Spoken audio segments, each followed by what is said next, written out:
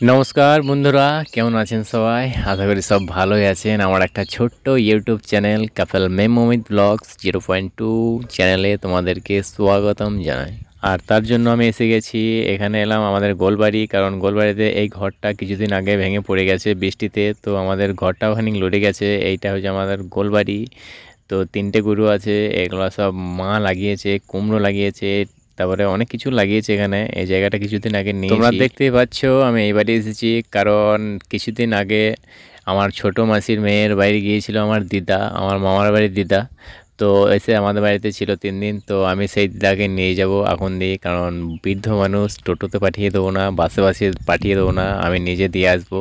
দিদিমাও ready হয়ে গেছে, দিদিমাকে বলে এলাম দিদিমা একটু সেজে নাও, আমি এদিক থেকে একটু ঘুরে আসি। তো ঘুরে আসতে আসতে দেখছি দিদা রেডি হচ্ছে, আর আমি এদিকে রাস্তার ধারে একটু দাঁড়িয়ে আছি, দেখছি সবাই রাস্তায় কে কী করছে না করছে। আমি একা আসিনি, মেম এসছে, অর্ণব এসছে, সবাই মিলে এসছি। ওরা চান করতে এসছে, তো ওরা চলে যাবে এখান থেকে চান করে, আর আমি দিদাকে আকুন্দি নিয়ে যাবো। তো আকুন্দিতে মুড়ি টুড়ি খাবো, দিয়ে চলে আসবো।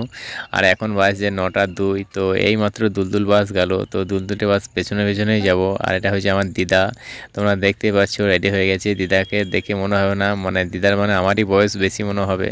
তো দিদা আজ যেদিন থেকে, মানে আমার দাদু মারা গেছে, আমরা কোনো সময় দেখিনি। আমার মা যখন 7 বছর বয়স মায়ের, তখন দাদু মারা গেছে। তো তখন থেকে দিদা নিরামিষই খায়। তো গাইস, আবার একদিন তোমাদের সাথে এরকমভাবে কথা বলবো। তো আজকে বাই বাই, টাটা। আবার আসছি, কারণ মেঘ লাগছে বারবার, আমাদেরকে একটু তাড়াতাড়ি যেতে হবে। বাই।